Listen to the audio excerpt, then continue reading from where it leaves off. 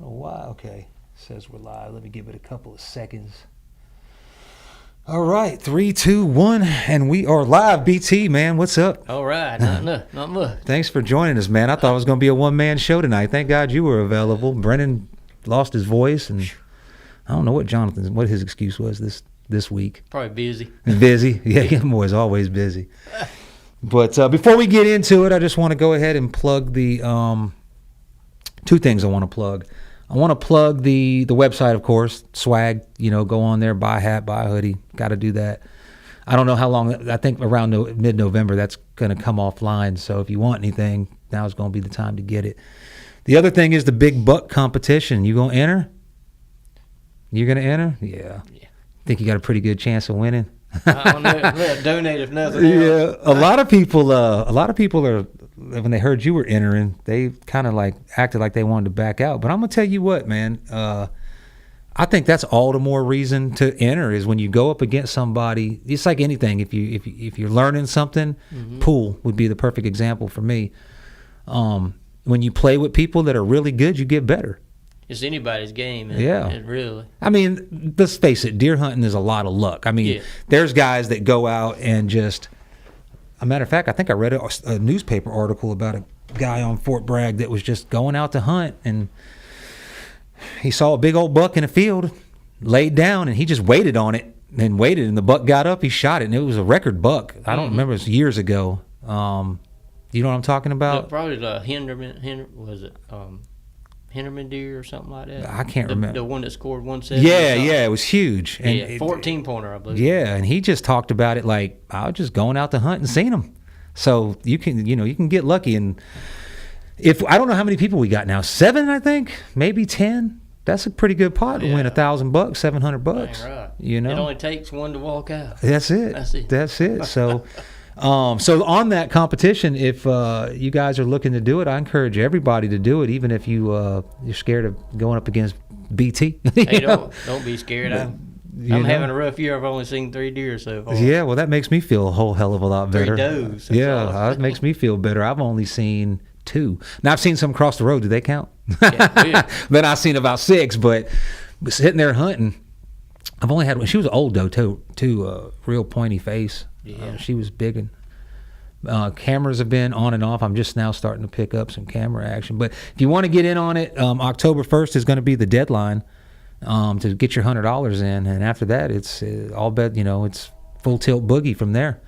And we'll do it. So, my first question to you was going to be: tell me how your season's going. Don't sounds like it's going about like everybody else. I'm getting conditioned. You sit up in a tree as long as you can to get used to it. So when the time comes, you need to sit up there half the day or all day. You can do it. Yeah. Have you been hunting just mornings, evenings, or going off the red moon, or just going when you can get in, or mornings and evenings? Yeah. I mean, I should have been up the tree the other day at 3:00 or yesterday actually, because guys were talking about they shot a doe early. Yeah. In the afternoon. I forgot the guy's name, man, and when running this page, I know so many people. Mm-hmm. It's when you know somebody from Facebook and then you meet them in person. It's not like hey, how you already know them, but I forget their names. But he shot a doe yesterday about 3:30, 4:00. Yeah, no, that wasn't him. He shot his earlier. Actually, He shot his in the morning. Oh, okay. He had like 4 doe came out, and they're all on a fire break. He showed me the picture. It's like 4 does, maybe 5, and they're all sniffing something on a fire break. Like, I was like, dude, you put corn out? He was like, no, but he put estrus on his boot. He said, and so he walked down that fire break. Maybe they were smelling that. Yeah, I don't know. Or that deer dinner stuff. That was pretty good. Yeah, I use it. I got to order some more. I ordered me some of that branch butter, and I lost it the first day I took it out and put it on a branch. So I ordered another tube. So if anybody finds a tube of branch butter from Black Widow, it's mine. Use it. Give it back to me. Whatever. Use a little bit at a time. I don't use much. Yeah, just a tiny bit. And it surprised me because Brennan was hunting in an area, and he watched this buck, big buck. I don't know anybody that's had a close encounter with a big buck yet, except for him. He's the only person. I'm not saying you haven't, but he's the only person I know, and he was well within shooting range. He just was 35 feet up in a tree, and it looked small. But he watched it, and he told me everything it was doing. He said it was working scrapes, but I think what he was doing was looking for food. Like, they paw at the ground looking for, because there was like 6, like looking like small scrapes within like every 5 feet. They don't generally make scrapes that. But he said he was over at a branch licking it and hitting his horns in it. It's an old dead branch. It's not even a live branch. So I put some branch butter on that. And probably an old scraping spot. Yeah, it is. Every year or something. Yeah, it's an old scrape. You can tell. So I put a cam on and put some branch butter on it. But I got some competition out in that area. I was pulling out yesterday, making a right on the fire, to go out on the main road. And there was a guy like waiting to pull into that fire break, and that's such a small area. So I don't know who he is. He was the guy I posted a picture of with the stand. He's got a lock on out there. Oh, okay. He's been out there for a while. But so you've been following the moon phase at all? Have you had any luck with that or noticed any? Yeah, on your camera I saw on the cameras. Yeah. Yeah, really? Okay. Because I've hunted it and I keep getting unlucky. Within 10 minutes I saw a nice 8 run by the camera in the afternoon. Right. You got cell cams? A couple of them. I borrowed a couple. I don't even have the cell cams. So I don't. Right. I need to upgrade to that. It seems like I was thinking about it in my, when you get in the stand and you start wondering what your 3rd grade teacher's up to, or if she's even still alive. I started thinking about hunting as it started. Of course it started as a means of survival.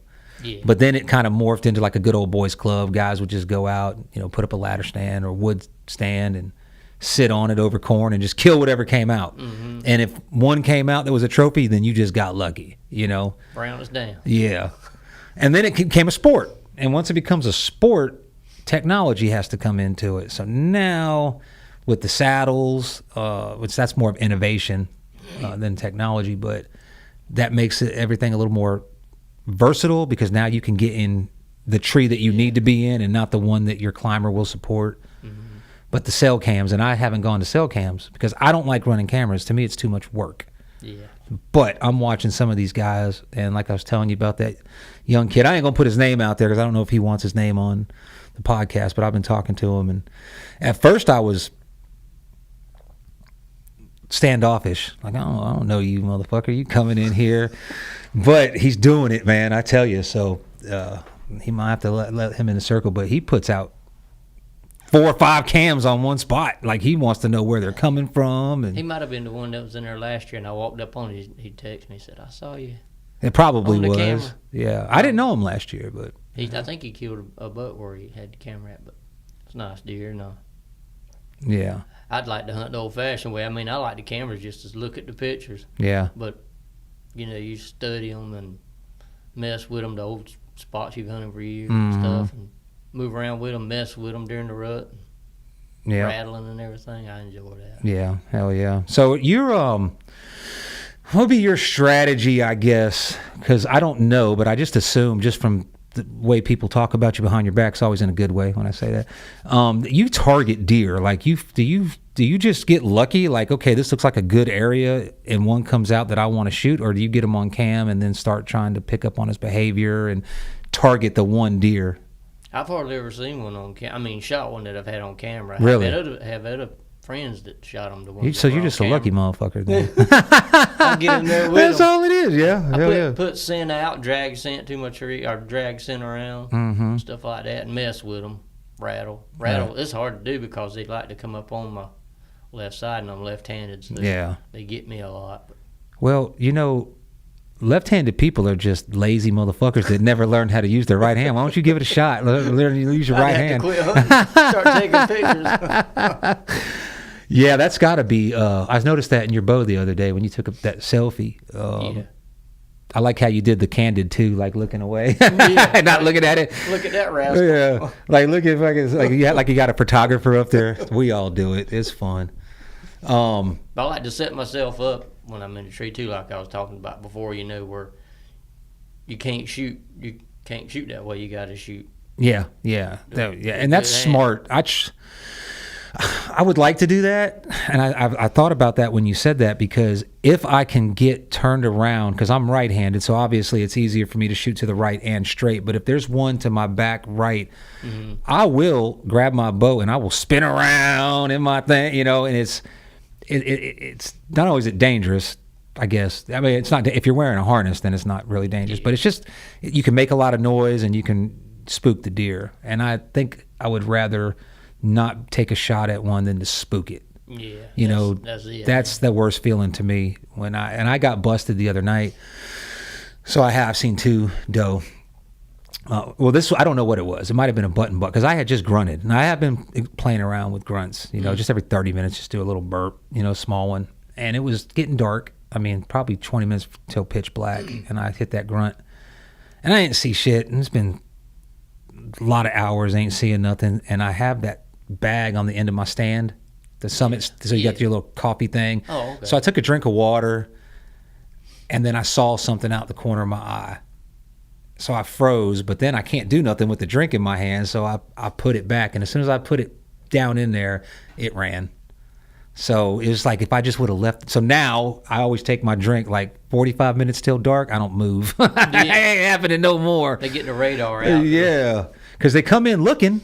You figure whatever it was, she didn't come in eating. She came in like, looking for something. So if you're going to hit that grunt call and play with calls, you might want to sit still. Be set up and ready where you think they're going to come from before they get there. Right.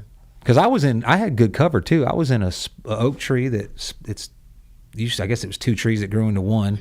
So I climb up and I got the other tree right here. I got another oak tree right in front of me, and then I got the canopy of the branch coming down. So when I stand up, my head is literally in branches. I had to take a bungee cord and tie the branch up so my head wouldn't inhibit my sight. Yeah. But I got good cover. I got good camouflage, and I even wrapped that camouflage around my climber. So now when I sit, because I can't keep my feet still. Fidgety once in a while. Fidgety, yeah. So I figure if I put that camo netting around the edge of it and it hangs down below, I took a picture of it in black and white. It looks invisible. You see my shoulders and my head moving. If you could get your water or something down there. Yeah, I know. I got to turn the bag around is what I got to do. But then my knees, then it's sitting on my knees. But yeah. Something sneak up behind you or around you, like, oh crap. Yeah, you got to stand and it hits, and I'll figure it out, man. But it goes back to sitting still, and that's hard to do. Camel pack. Yeah. What I used to strap it to. Now I used to carry so much shit to the tree. Now I'm getting smaller and smaller, and what I do now is I just carry that bag that hangs on the end. If I leave my climber out there, I just take the bag with me, and when I come in, I just hook it up. It makes it a lot easier, but. Have you thought about or looked into the saddles? I had thought about it. I like them lone wolves. So I got 4 of those. Yeah. And if somebody didn't like them, they'd get rid of them for $100 or $200. Yeah. I'd buy that joker up. I tried to get Dre's for $100. He was like, "Nah." You tried to get it too, didn't you? Yeah. And when he said what he wanted for it, I said I didn't even try to swindle him or nothing. No, he knew what he had, and I said, "Nope, I'm one of those. Get it for $150." I mean, I could probably if I got used to the saddle, because there is places you can get in the swamp and get on the deer. Yeah, tell me where they're at, man. I just picked one up, and I'm gonna tell you what. I tried the saddles when they first came out, like 3-4 years ago, when I first heard about them. From Tethered, I got the Tether, I got it all. Spent like $750 on this shit, and I didn't like it. I didn't like the climbing process, and I didn't like the way. After hanging with that on the back of my thighs, and then you have to wear knee pads because your knees are up against the tree. I just didn't like it. I like sitting in that Summit. I can sit in that thing and get spoiled. I got my coffee and I got all this stuff I can hang off the side. I can hang my bow, and it's just like gets real comfortable. But I've found that as I get older, it's starting to kind of make my lower back and my knees hurt sitting in that position, because you kind of sit. Mine too. Yeah. I thought my back was straight when I leaned up against the tree. I'm like, damn, I got a crooked back. That Yeah. Going. Yeah, Randy said the same thing the other day. He didn't want to say nothing. Like, he's like, I thought I was just getting old, or it was just me. And I was like, no, man, I'd sitting like that for too long. So I got the hybrid saddle, and I'm gonna tell you what, I used it for the first time today in my backyard, my parents' backyard, because they got a nice pine tree, and that thing is tits. I'm telling you right now. Get on them now. It is, when you get set up and you sit back, if you see, you know what I'm talking about? It looks like a chair. It's a saddle around your legs and around your waist and everything, but when you get up to the top of where you want to be and you get roped off, you pick up on the back of this thing and it falls down below your butt. And then when you sit down, it comes up underneath you. Oh. So now you're sitting instead of being in a saddle. Instead of hanging, yeah. And you can adjust it to lay back. You can. I'd be all nodding. Yeah, and it's got a headrest that you can attach, so you can like sit. I mean, it's like a tree lounger. And the genius part about it is definitely was born out of probably somebody like myself that liked the idea of the saddle, but didn't like the comfort level of it. Yeah. And I said, if they could ever make it like a climber comfort, I would get back into it. But they even got this little fork between your legs. It's the XJ3, I think it's called.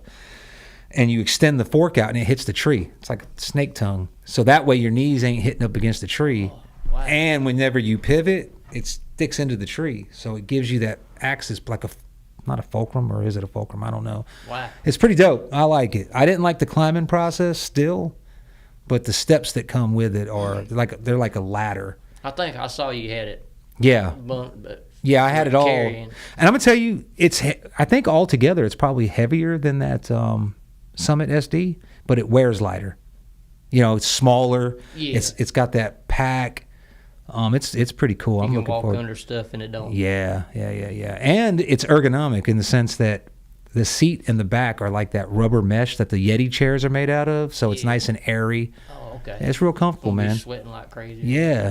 That's another thing when you sit in that Summit and your ass crack and lower back just be soaking wet. With my lone wolf, I sit there for a while and I had to stand up and like pull my breeches. Yeah. My leg and stuff. Yeah. But I like there was a climber that Field and Stream sold that my brother-in-law bought, and I kind of inherited from him because he didn't use it. But it was too heavy. It was one of those ones you go put in a tree and you leave it there. You didn't want to pack this. It weighed like 40 pounds, yeah. But it was a climber, but it sat like a lock-on. So it had the fold-down rubber mesh chair. Oh, okay. So you sat on it, and then you had your back against a tree, and that to me was comfortable because you weren't slumped. You didn't have that curve in your back like you do with a Summit. But yeah, I'm looking forward. I had to order some new sticks though. I like everything light and easy, and those things are just like when you get to the tree, you got to climb, put on a step, climb, and these things were just too heavy and bulky. So I ordered some of those, just some sticks. But I think that the guys that were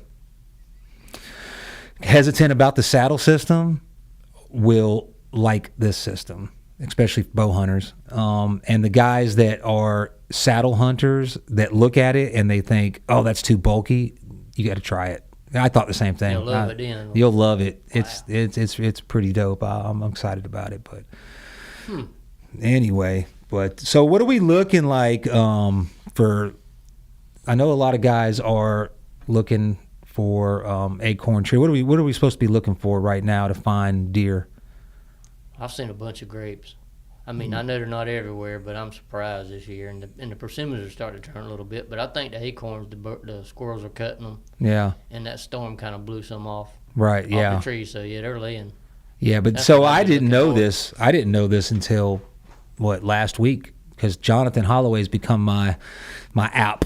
So I'm walking through the woods and I'm like, what is this? And he's like a botanist, and he's like, oh, that's a blackjack oak, or that's a white oak, and that's going to drop first. And I'm holding them. I'm saying, well, they're all over the ground. And that's when I found out that they're wind blown, because if they're if they're green still and they have the cap, that means the wind blew them off. Mm-hmm. So they got to be brown. Yeah, when they start, when it gets cooler, they start falling off. Them deer be on them. Yeah, but I tell you, there is, and what I learned was there's an area that I hunt not far from where we were just talking about earlier, that I always wonder why. Like 1 year, I see deer there all the time. And then like last year, I didn't see shit there. I didn't have nothing on my camera. They didn't come around. Mm-hmm. And it wasn't until this year that I realized it's because the acorns don't drop every year. Yeah. I didn't know that. Every other and that's year. A lot of people don't know that. Yeah.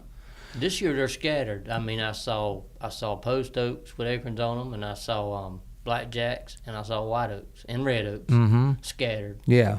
So I've been hunting acorns, and that's been like taking my eyes off the ground, because now I see a big old oak tree in the middle of pines and all this. So I go And I'm, it's high up there, and I'm trying to look. Okay, do I see any acorns? And I'm like, damn.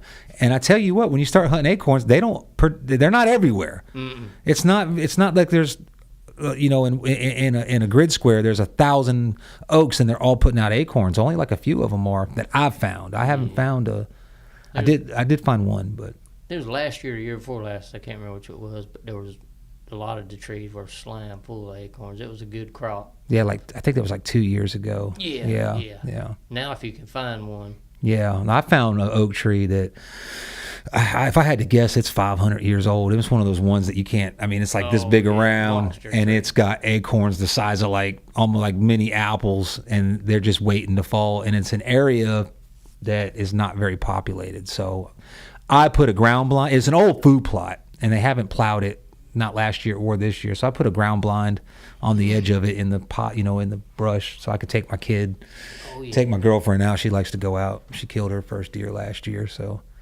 I don't want to take them out in climbers because that's just cumbersome. It's dangerous too if they're not used to it and they got a weapon. So but I'll just bring them with me and hopefully something comes out. But there's some mushrooms around too. Oh yeah, that's really good. After that rain, I know. That's why Saturday and Sunday, I was in that spot we were talking about earlier, which I thought I found. I didn't think anybody. Well, I should have known better that you would have found it, because the way you got to get to it, most people would have stopped right there and hunted that little entrance. That's where you're like, oh, they're coming out of there. Let me hunt that, because you think.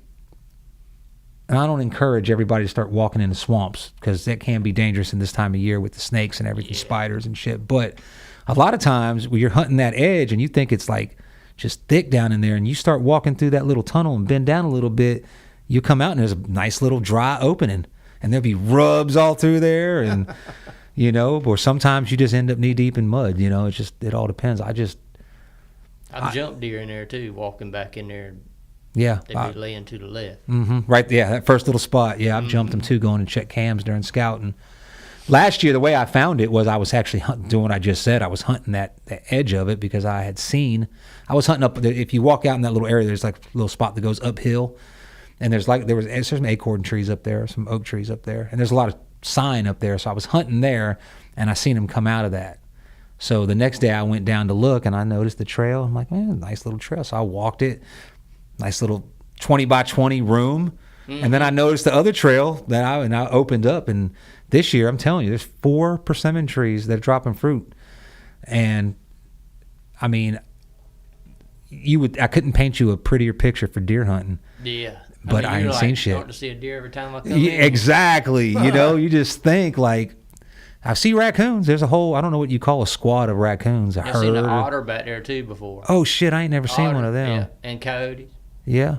Wow. Just a whole daggone everything, except might see a squirrel every once in a while, but not as much. Yeah, there's one little gray squirrel, because I put the acorn oil. I got acorn oil. Oh, okay. And I actually made something for you. I want you to try it out. We'll talk about it in a minute.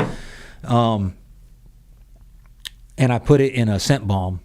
And then what I do is I walk outside the draw, I'll hang the acorn oil scent balm, and then I'll rub the oil on my boot, and then I'll walk to where I'm going and I'll put another one. Oh, okay. I saw that on a YouTube video. I was like, okay. Especially now, this time of year where they're going to start hitting acorns, you think that's going to work. Yeah. Won't take long. Yeah. But the squirrel came out and he loved it, because he fucking went in every one of he's like, he could tell what boot I had it on, because he didn't just, he'd sniff and like dig at the ground, and then he'd hop left and then hop right, like on my footprint. I watched him, like he's looking, he smells it, and he wanted it. Yeah. And then he found the damn scent bomb, and he was trying to get up the little small tree I put it on to get to it, and that's when I kind of shoot him off. Nosy one. Yeah, he was gonna get that and start licking it, because I don't know how they make it, but what I did was, I don't know, okay, so the epidemic in this country with white men is they don't use lotion.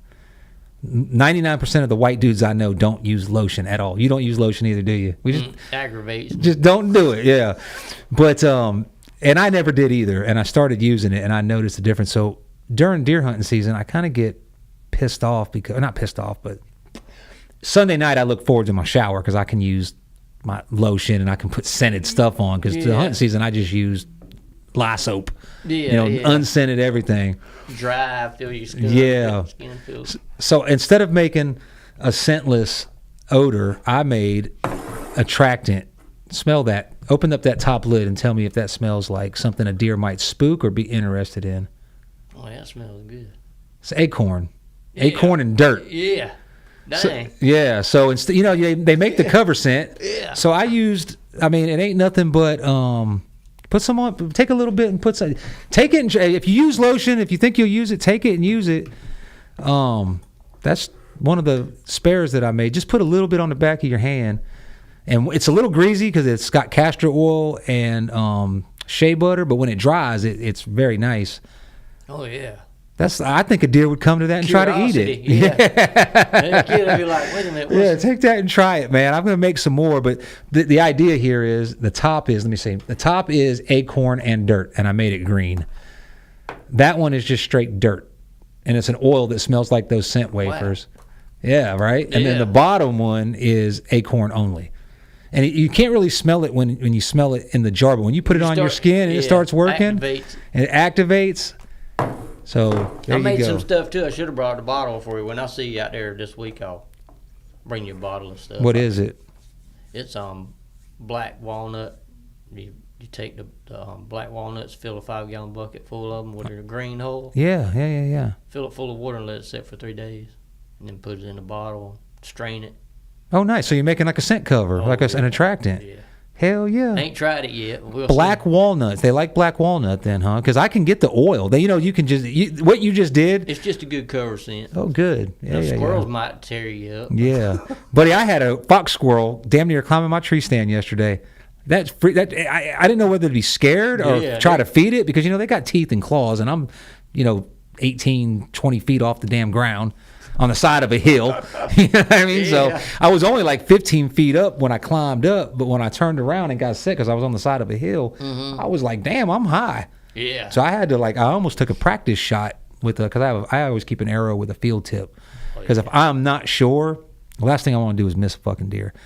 And I have at like 20 yards and used my 20-yard pin and dead center the deer and it go right over him because I was so high, the angle. Yeah. So now I always put my pin dead center and then I drop it down what I think is like 6 inches. Yeah. And then that usually puts it dead center. Squat, Yeah. But so what I do is I always keep a field tip and a shitty arrow, one that I'm just find a knot in a tree or if I can find something and I'll just shoot it. And if I'm dead on, I'll just leave the arrow there or I'll go get it. If it's, most of the time it breaks because you get a carbon arrow, like an old arrow or something like that. But, I forgot what I was saying. But what you did with the black walnuts, that's like a way to do it. But now technology, you can just order the oil. Oh, okay. Somebody's already done it. Yeah. And I'm telling you what, that dirt oil, it smells just like the scent wafer, and I love that smell. I keep one hanging in my truck. Yeah. And actually, I've gotten compliments on because it's aromatic. This stuff you get used to it, and you don't smell it. But I was in the gas station the other morning, getting coffee before I went hunting, and there was a lady behind me, and she was like, "You smell so good. What is that?" And so I told her what it was. She was like, "That's a deer hunting cover scent." Like I'm like, I don't know.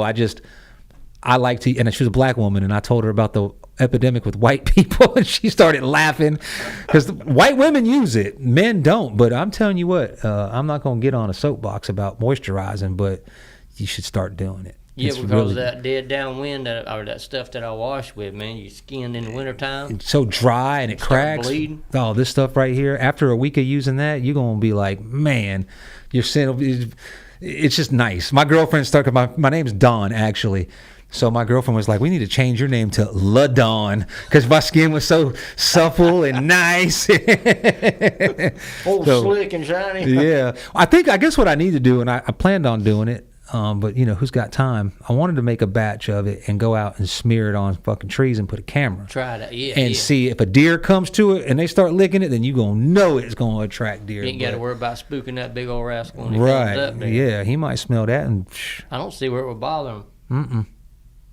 I mean, now deer, they'll be able to smell something in there. But there's nothing in it except shea butter and castor oil, a little bit of coconut oil, but I'm going to take that out because it don't need to be that greasy. they'll be able to smell that because they can smell everything, every ingredient, but they don't know what the fuck it is. It's a natural product. There's nothing has been refined or anything. So it may not be natural to their environment, but if they've never smelled it before, they're not going to know what it is, and it smells, and they're going to be curious about it. Yeah. But then the acorn smell is going to attract them. So I think you're going to be good to go. There you go. You can smell nice out of the woods. You can have your skin great all season, and you can cover your scent, and you can have some attractant all in one. I think it's... Wow. Yeah. You can be sitting there... Uh-huh. It smells dope. I didn't know what acorn smelled like. It does, and it don't feel bad on your hands. And once it dries... So what I do, if you're really curious, I put this in my hair. This is greasier. This has got a little bit more coconut oil in it. Oh. So after I get out the shower and I don't use shampoo, but that's personal preference. Towel dry your hair and then put just a little bit on your fingertips. Rub it in your hair. Your hair will be fucking great. And then I use the bottom two on my skin, and they've got some clay in there that kind of dries it so it's not all slick. Wow. Get the old gray hair shining. Yeah. It promotes hair. My mustache is thick. My mustache ain't never been this thick. I always have the little spot right there, little fucking white trashy genetics, you know. It helps. So anyway, we ain't got to sit here and talk about beauty products. I know somebody's in. That's cool though. I like that. I think it was a good idea. You know, I always try to find something. If I love something, I want to be involved in it, and if I can find a way to make that's what my brain thinks when I love something. If I could figure out a way to make money doing it, then I'm not working no more because I'm doing something that I love doing. I'm a part of something. But I don't know about hunting enough to be like, I can't be a guide. I don't have the money to go buy a bunch of property and, you know, have a club and all that, you know, where you can have guided hunts and shit like that. But I don't know enough about, I can't invent a new bow. I don't have no tech savvy. So I was like trying to solve a problem, which is what invention typically is, right? You just born out of, hey, man, I got a problem. Problem is I'm tired of being dry, and I can't fucking use the lotion that I normally was using because the deer will fucking smell it, and, you know, so that was it. That was the wood. That's my contribution to white male hunters. If you don't moisturize, start moisturizing. It's very important. Yeah, because they'll smell that dry skin. Yeah, they will. Dry skin flaking off everywhere, too. Oh, yeah. That kills two birds with one rock. Yeah, that's it. And I also run that ion, that pure ion thing. I got a gift card from my Father's Day a couple years ago, and I found it. So I wasn't going to spend $200 on this damn thing, but I used the gift card on it because it was like free money. You've seen it? It's like it's not the ozonics, but it's like you strap it. It's like a little box. I don't know. Okay. And you strap it to the tree above your head, and you turn it on, and it puts out positive and negative ions, and they attach themselves to Scrambles everything. Yeah, it attaches themselves to human scent and kills it. Wow. So the theory is just like ozonics, but ozonics was bad for you. They found out that ozonics was bad for you to breathe, and it was, I don't know, it ruined your clothes somehow. So they came out with this new thing, and I'd like to tell you if it works or not, but I ain't fucking had a deer downwind of me yet. So, yeah. Well, that's like area. I'm gonna say it, Area K. There's a radar up there close to the landfill, and I used to park up there. Yeah. I started walking by that big radar, and I started getting dizzy headed. Oh shit! Yeah. I'm like, maybe better stay away from that thing. Yeah, radiation, man, for sure. Hell, your cell phone does it too. You just can't feel it. Yeah, but it eats away at you. Yeah. There's a big lawsuit right now going on similar to that. Guys that were putting up the 5G towers, because the 5G, the new technology that all of our phones are on now and computers and everything, has got the radiation that it puts out if you get too close to it. Ironically is the same symptoms as COVID symptoms. And ironically, COVID popped up about the same time they started rolling out the 5G. So that's where that conspiracy theory comes from. It's based on actual evidence. There's guys that installed that weren't warned about the dangers of it, that are suing over it, and it's being heard. So if you know, I know there's a lot of people that believe COVID was real. I mean, I know it was a real virus, but there's a lot of people that believe that, we need to lock down and wear a mask and close everything down. I'm not one of those people. Speaker, keep it away from your head. Well, there's a guy that puts a Geiger counter next to a cell phone. you know, a Geiger counter that measures radiation, and puts it next to a cell phone, and it goes fucking above the charts that is considered harmful. Wow. But we're all still doing it, and you bet you keep it in your pocket next to your nutsack too. I wonder why birth rates are dropping. And wow, male sexual drive is dropping. They don't know why, but it used to be. I know when I was a teenager, the only thing I thought about was smell my fingers. You know what I mean? I was just trying to get.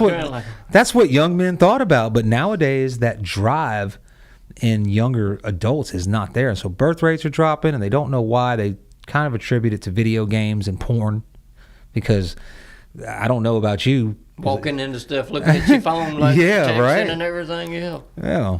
But we had one guy in the neighborhood that had dirty magazines, and he stashed them in the woods, and you would rip out a page. But now you can go, and that was like Playboy, and now you can go on your phone and you can find two Siamese twins fucking a goat, So they're getting, I don't know, but I don't know how to fix that. But computers and technology is taking everything. Yeah. But I will be glad when they take over the restaurant industry, though, and the service industry, because I'm tired of going into a damn AutoZone and waiting for the manager, because nobody can access the register anymore. Everybody needs a manager's code at every register, and the manager is watching TikTok with his buddy, and he's like, "Yeah, I'll be there in a second." You know what I mean? That's aggravating. And you can pitch a fit, but if you do, you're going to become Michael Douglas from Falling Down, because nobody gives a fuck. And when you peel it back, they're only making like $9 an hour, so you can't really blame them. AutoZone making $1 billion a month, and they're paying their people $9 an hour. Spitting pennies on them. Yeah. God. It's ridiculous. It is. So you want to get mad about it, and I know a lot of people do. It's like I hear people say that flipping hamburgers, that's a teenager's job. Maybe back in the 70s and the 80s and the 60s when we were coming up. How old are you, by the way? What's our age difference? 57. Okay, you're 10 years older than me. So that's 57. Yeah. Matter of fact, my birthday was 5 days before yours. Oh shit! Well, happy birthday, man. You too, man. So back in the 70s, so you were probably more of like a late 70s, mid 80s type guy. Yeah. That was a place where high schoolers got out of school early to go work at McDonald's or Wendy's. You know what I'm saying? That when it typically was, but now it's a goddamn career. A lot of people get done at Hardee's and they go work at Wendy's at night, and that's their job. They don't have, that's not a part-time thing. So that mentality of, it's only a minimum wage job. Meanwhile, McDonald's clocks billions a minute. You know what I mean? They can't. Well, the largest employer, and I know we're getting off hunting here, but that's all right. The largest employer in the United States is Walmart, and like 80% of their fucking people qualify for fucking food stamps and welfare, so the government's subsidizing Walmart. That's a fucking good deal right there. Anyway, speaking of Walmart, I went in there yesterday, and their hunting section has gotten real shitty. Really? Yeah, it used to be a spot you could go. Yeah. Now that Field and Stream's gone, well, we got to drive all the way to Cabela's or order it off Amazon. I don't know. I've been wanting to get some more broadheads. I mean, Godwin's, I go to there to get my stuff. Yeah, they're just too far out the way for me. I have to build up. Yeah, not just go out there for some broadheads. I got to go out there when I got to do something, or if I'm hunting out that way. But yeah, Amazon's been the lady that delivers to me is like, damn, more hunting stuff. I'm like, yeah, I lost the Black Widow branch butter, so I was like, well, fuck, gotta have that. So I went and ordered another tube of it. I'll probably find that shit in my truck tomorrow. And then I was on there, I got some of their hot dough, or their triple X, the V, whatever it has an orange sticker. It's from Black Widow. It's their estrus. Get the V. The V? It's called a V. Oh, I'll get that tonight. I hadn't got any, but they were talking about it, how hot it is. I'm a field staff member. Are you? Black Widows. Okay. I mean, I don't never get a chance to enter the contest and stuff, but you could probably do that too if you want to. But the buck butter's really good. Yeah. Get that. And I can't find any. I have to order it, I guess. Yeah. So I ordered that, and last podcast Jonathan had a good point. I don't know if he said it on air or not, but we typically, this is my 10th year hunting, so past 9 years, I'm like, well, don't put no estrus out, because that's what I was told, because the doe aren't in rut right now, and you'll scare them away. Yeah. But if you don't want to kill a fucking doe, you know, you put the estrus out, you might get a buck curious, you know. So, it made sense because the guys that taught me how to hunt were the old Alabama Hunt Club. You know, they just went. You got the stand that was available, first come, first serve, and it was over soybean or, you know, a field or corn, and you shot whatever came out, and if you got lucky, you got a buck. You know, they were just, and that's a good way to hunt. I mean, I don't knock it. Mm-hmm. I like that. I consider myself people like, you got a trophy hunter, you got a meat hunter. I'm like, I'm both. I kill everything. If I get lucky, he gets hung on the wall. If not, he goes in someone's freezer. You know, I'm not a big fan of deer meat, but. And how many times have I shot a cow horn or a spike, and as soon as I dropped him, the big old buck walks right by. Yeah. I'm like, quit this mess. You know, it happens to me every year, and I'm going to learn to be patient. It happened last year, and it was a 7-pointer, but I thought it was an 8-pointer because I could only see one side, his right side. Mm-hmm. He was responding to a doe bleat, and he came out, and I looked over. I was probably like on my phone fucking around, and oh shit, there's a deer like right there 20 yards away from the bottom of my tree, and I'm real high up. And so I put my phone away and I zipped my pocket. When I went zip, that motherfucker went, and he got real perked up. So I'm like, shit, is he gonna run? Now I'm so high, he's not even looking, he's just looking this way, but you know, they got the eyeballs that look peripheral. Yeah. You know, so he went back to chilling out, and I clicked my fucking rifle on fire. And when I did that, he fucking bounced. He took off, but he didn't run. He hopped and stopped. So I was able to stand up, and when I did that, he started running. He didn't know what it was. He just spooked, and I shot him right up the ass. But as soon as he died, it was instantly with a 308. He laid there. I heard fucking grunts. And I'm like, oh, the big daddy's coming. Yeah. But I probably scared him off. If I would just let him walk. And everybody I've met that's not an aggressive target hunter, kind of like what you would do or what like Holloway would do, they always tell the same story. I'm sitting there, you know, Spike came out, and I wanted to shoot him because I ain't seen the deer, but I figured I'd let him walk. Yeah. And 15 minutes later, here he come, big old deer. You know, let that little one come in there and make sure everything's all right before he steps. And they do that. Bucks are ruthless. Yes, sir. They don't give a fuck. They're out for themselves. Every man for them. They will run dogs through a pack of does just to get the dogs off of them. Like, hey, take the does. Well, fuck that. They useless. We used to dog hunt down at Bladen County. Yeah. Down at game lands. Mm-hmm. And one day we were sitting there, and we were going down by the mill pond at the truck, and we had a box full of dogs. And this big buck just walked right out front of the truck. Oh, my uncle said, we're going to get on him. We pulled the truck up there and backed it up. As soon as we dropped the tailgate, a doe ran right up to the back of the truck, and the dogs. Damn. Hell yeah. Dog hunting's fun, man. And I think people that knock it have never done it, and they don't understand why people do it. In some areas, I was the same way. You know, I was like, I'm fucking running dogs. That's cheating, you know.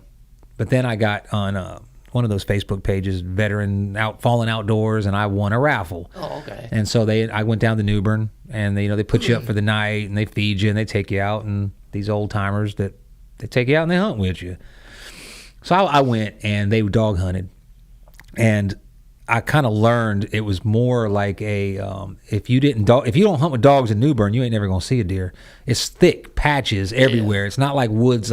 Fort Bragg is actually like really, really good woods because it's managed. Like, you know, you go to a lot of woods and it's so thick you can't walk through it, you know, and the bugs are bad. But the way they manage Fort Bragg is when I bring other people in from like my father-in-law, he grew up in Alabama. He hunted Alabama. That's all that man did was bass fish and hunt. Oh, yeah. And when he came up to Fort Bragg, he didn't really want to go. You know, he was on vacation. Like, yeah, sure, I'll go. But when he saw the woods at Fort Bragg, he was amazed on how good they were. Like, you could see in them. They were thick where they needed to be, but they had vision. And he, like, looked forward to coming to North Carolina. Even though he had 800 acres of hunting lease, he wanted to hunt at Fort Bragg because the deer he would see here would be huge. And, you know, they were lucky to see an 8-point down there. Yeah, you know, they're going to get caught up in all that mess. They can grow like they want to. Yeah, yeah. And a lot of people, like I believe that Steve Randall, I don't know if you know him, he's on the page. Yeah. He's like one of my running buddies when we start talking about camouflage and spending a lot of money on shit, just joking around. But he's a dentist. He got out of the military, went back to Utah, I believe, but they're coming back. And I think that a big part of his decision, and I could be wrong, he's going to be on the podcast because he's coming back in town, is because he's an avid hunter and we got Fort Bragg. I mean, it's hard to leave this spot just because of that reason. Yeah. I mean, I know guys that have left and they live in Georgia. I mean, shit, Greg Bishop comes from South Carolina. That's a long drive. Yeah. And there's a lot of good woods in between. He's got some good game lands that way. Right. And right out there in the mountains, or he's in upstate South Carolina, right? Out towards like Charlotte. So you got mule deer up there, and I don't know if they got elk. They don't got no elk up there. They just got mule deer. And I think they're introducing elk, though, because I saw some on the Cherokee Reservation when I went up there to gamble. I saw some elk out there, but...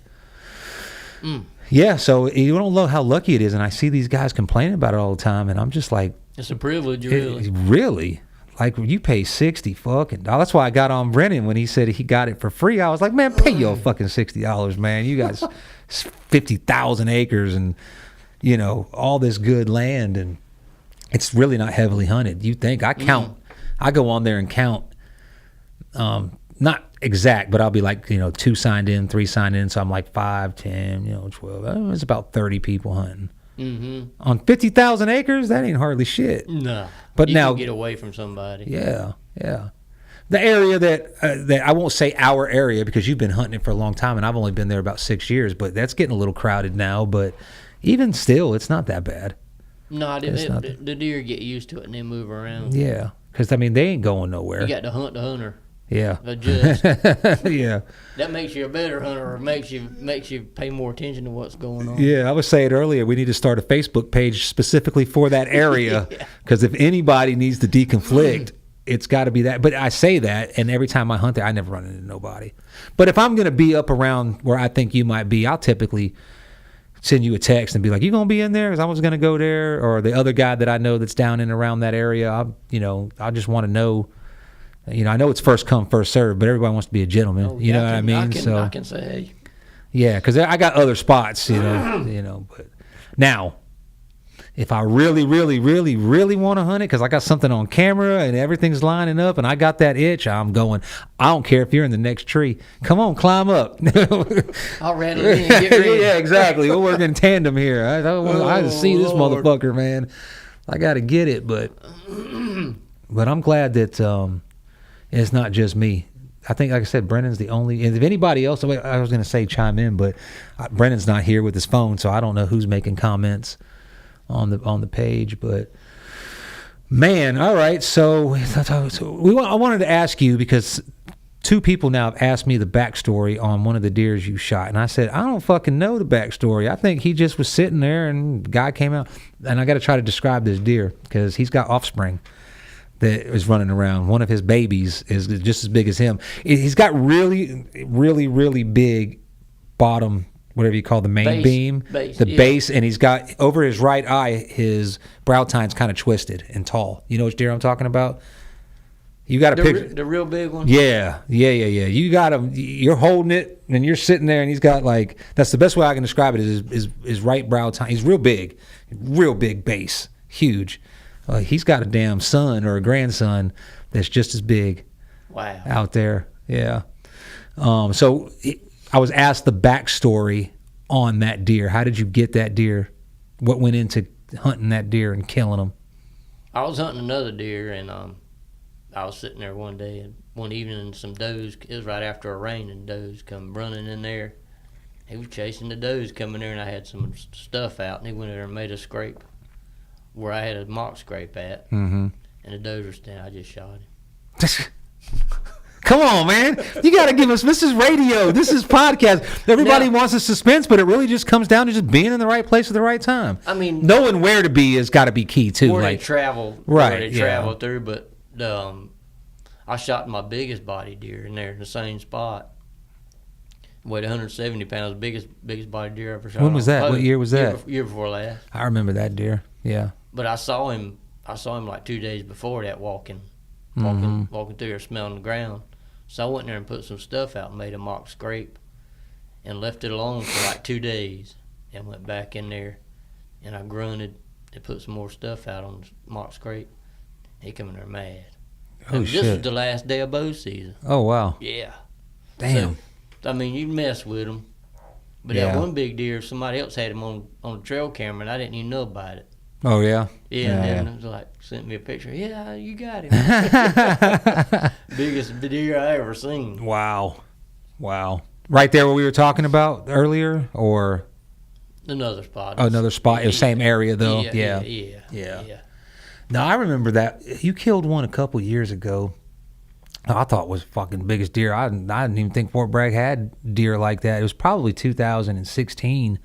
Yeah. But it was like late in the season, like maybe after Thanksgiving or right before, or maybe even December, I think. It was late. I know you got him at night. I remember that.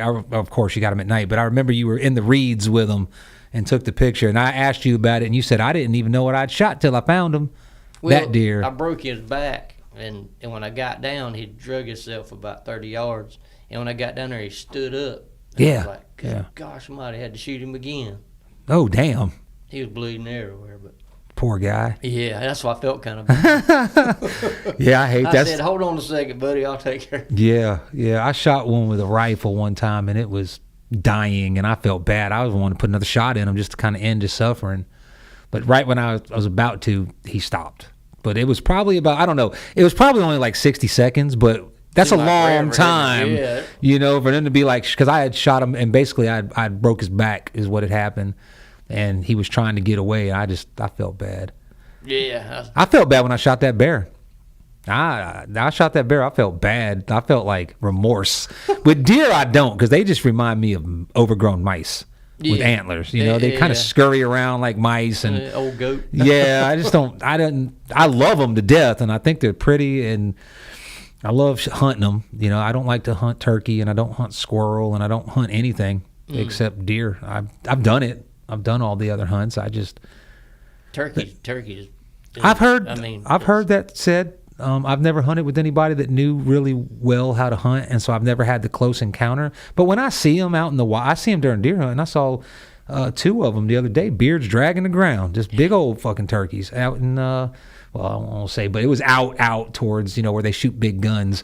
Oh yeah, out there. They were they shot gobbling in? Yeah, they were out. It was, you know, toms travel together, I guess, like bucks, and then they separate when it's time to get some ass. They start fighting over it. There's nothing like sitting in the tree sitting out there during turkey season. You hear one gobble, you're like, oh god. Yeah. You think seeing the big buck's crazy. I need to experience it. You know, I don't. Turkey hunting with me is like, okay, I'm going tomorrow because so and so is going. All right, I'll go. And it's hot normally, you know. But the night before, and this happens to me 9 times out of 10, the night before, and I know I'm going deer hunting, I'm excited. I feel like a little kid. Christmas, I need to get to sleep. I got to get up at 4 o'clock in the morning.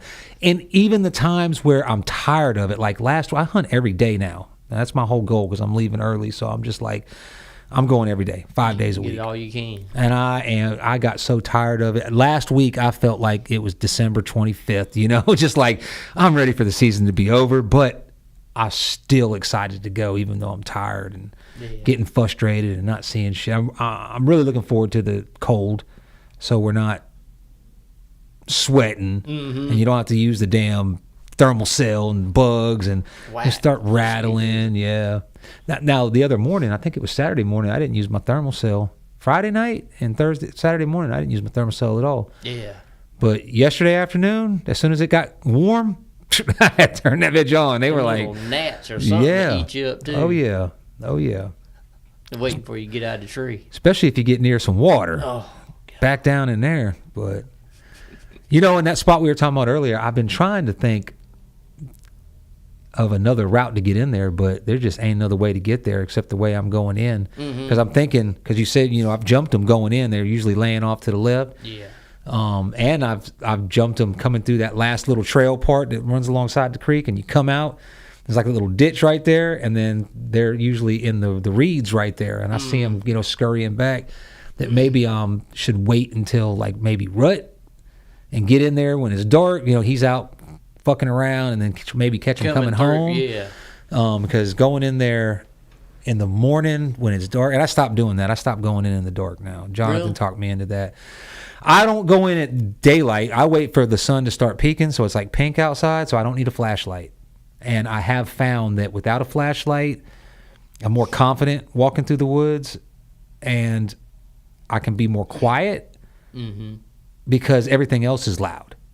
You know, birds are already chirping, and squirrels may be getting up, you know, about that time. So by the time I get to where I'm going, the sun's not up, but it's like gray light now. And I can just take my time. When it's dark, I find that I make more noise because I got a flashlight and you can only see right there in front of you. Yeah. So and when it's pink light like that, I can avoid branches hitting my shoulder and my legs. That you're leaving smell behind. And them spiders and everything. Yeah. You like smacking. Oh man, those big spiders. I walked into one. I mean, that spider was on my forehead. I walked because I had a flashlight. And I was looking at something.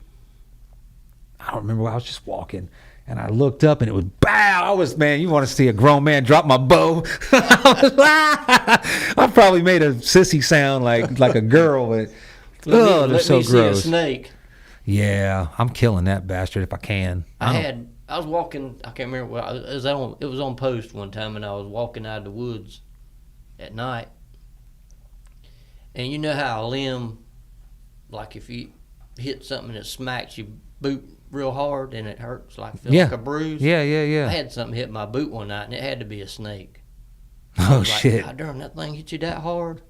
I'm like, you're probably gonna break your leg. A great old big snake. That was a big old snake if you felt it like that. Yeah, and I'm always looking. I see daggone, like on a fire break, you see like if it rained and the pine straw built up in a curve. Yeah. I'm walking around that jerk. Hey, I was walking out one night last year or the year before. It was evening. It was just getting dark. I don't usually wait till it gets pitch black. I sit in a tree until I can't take a reasonable bow shot. Because, you got that lit pin and a peep sight, and if it's like, so I go ahead and I use that time to get out so I can use my flashlight. But I heard a fucking rattle. I don't know what it was. It could have been not a rattlesnake, but I posted. I said, "Do we have rattlesnakes around here?" Yeah, I remember that. Because I heard it. I know what a rattlesnake sounds like. I watch TV. I ain't never been around one, but I heard that rattle, and I was walking in, and I stopped, and I froze, and I'm listening. I'm like, "What the fuck? That a fucking rattlesnake?" And then I heard it again, so I backed the fuck out, and went around wherever I was going. I don't know what it was, but unless it was somebody in there fucking with me with a little baby rattle, that's exactly what it sounded like, man. I mean, I don't see why there wouldn't be, really. I know there's pygmy there's pygmy rattlesnakes out there. And there's timber rats. I don't know if they have them on Fort Bragg so much, but some showed up in my parents' yard because my dad ordered some pine straw. Him and the neighbor went in on a load of pine straw, and I know it didn't come from California. It's coming from around here. They don't import the shit. We got plenty of it around. I think it might have came from like Vass area. The guy said he got it from out where the pine straw farm. But there was a little baby snake. It wasn't a big one, a little baby one. And I didn't know what it was. Took a picture of it, and so that was a fucking timber rattler. Wow. And then a buddy of mine who knows about hunting and snakes and shit, he found some fucking like a nest and eggs, and said they were rattlesnake eggs in the yard this year. So I know we got them, but I ain't never seen one. I hardly ever see snakes. They're pretty respectful. They hear you coming, they get the fuck out the way. But yeah, I was trailing a deer one time. It was about 5 or 6 years ago in that swamp where you're talking about. Yeah. I was trailing blood through there, a big 8-pointer I shot, and I walked through the swamp and I walked up on the hill. I lost blood. Walked up on the hill where the pine straw was. I walked down a little bit and I, back and forth, and I came back and I was going to go back in the swamp where I come out at, and this great big cottonmouth was laying there. Ooh. And we had like 25 degrees that morning. And his head was big as my fist. Damn. I walked all the way around, back up by the congested area, right, and walked back to my truck. Yeah. I said, fuck that. I ain't going in there. That was one thing that worried me. Two things I thought about in that spot. One, I get to the point where I don't see a deer for 4 or 5 days. I'm killing everything that walks out. I got 6 tags. I'll kill a doe. But in that spot, I got to drag that bitch out. And you know what I'm saying? I don't know how to tell anybody how to get there. Yeah. And then I don't want them to come down and see where I'm hunting. So I got to drag this doe. And it's a hard drag. So I'm probably not going to shoot a doe.